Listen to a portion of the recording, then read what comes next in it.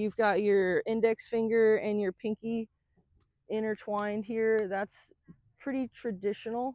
That's what a lot of old-time golfers are going to do. That's what I typically do.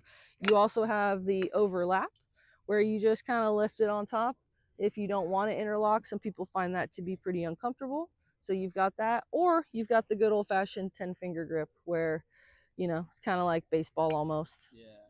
But the thing with that is you want to make sure that you don't slide, okay? We don't want to turn into hockey players here. Want to make sure we've got the connection on that grip, okay? Okay.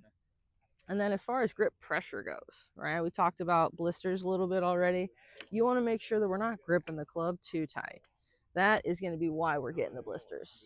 So the analogy I like to use is you want to grip it like you're holding a baby bird, okay? Tight enough that it won't fly away, but not so tight that we're strangling it, okay? So if your hands were hurting, I would imagine we'd probably be strangling this baby bird right about now. So straight out of your belly button here. This right here is called your leading edge, okay? That is what you want to have pointing up at 12 o'clock. Now from there, you just bend and you can put your club straight on the ground. And now we're a little bit more confident knowing that it's square. The face is going to send it in the direction that you've got it. Now, if you ever watch golf on TV, you'll see that they're always standing right behind the ball, right? One, they're trying to plan their shot, visualize it a little bit, but mainly we're trying to pick a point out there to aim for, trying to figure out what direction we're going to go. And now if I just go up here and say, okay, here we go, I'm going to just guess it and eyeball it and be like, no, maybe, I don't know, right? So we're just guessing. And then this vantage point right here is skewed. This isn't the true vantage point.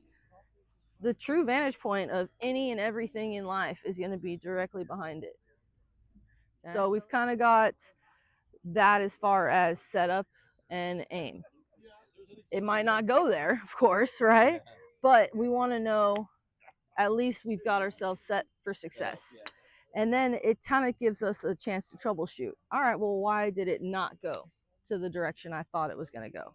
It could have been my contact, could be the club, it could be something else, right? But we know it's not my feet. For sure. Because everything was set up right. Exactly. Okay. Right here. And then which target are we going for? Yellow? Perfect. So then we're going to pick something. It could be anything, right? This little clump of grass here, a tee, a ball, what?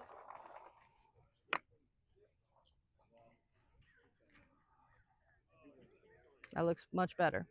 Knee at the ball is how you want to start that takeaway. Very good shot there. Wow.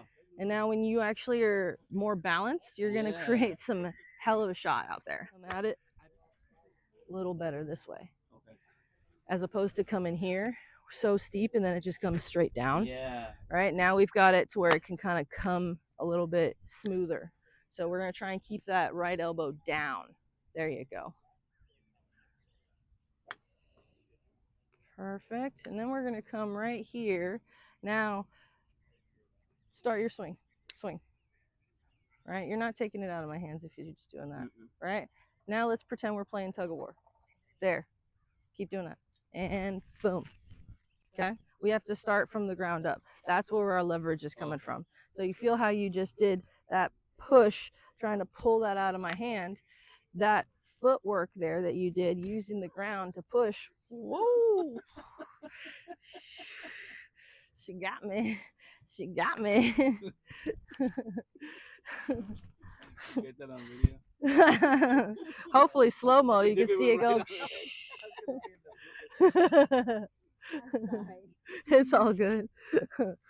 But from here, now I want you to know, okay, how do I start this swing, right? It's not just my arms. One, that's weak sauce. We're not going to get through anything. But it's also not the order that we start with our swing. I'm going to go ahead and start really pushing. That's how you're going to get that thing out of my hands, right?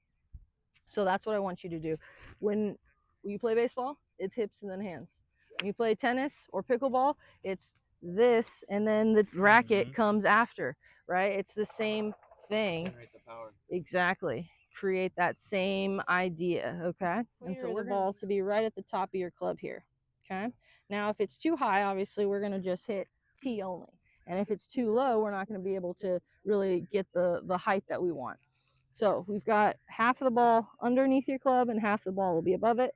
We want the ball lined up on our left heel. So This way. Yes. Yep. So it's going to be a little further towards your target as opposed to where you've had it previously. The only thing that's a little different there is the ball placement here, right? Mm-hmm. So now, because it's further forward and it's elevated, we're ending up trying to catch it on the upswing.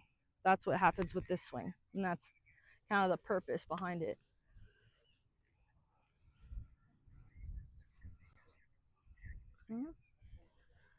So let's check. And just again, just try to hit it to those trees there. Try not to kill the ball here, guys.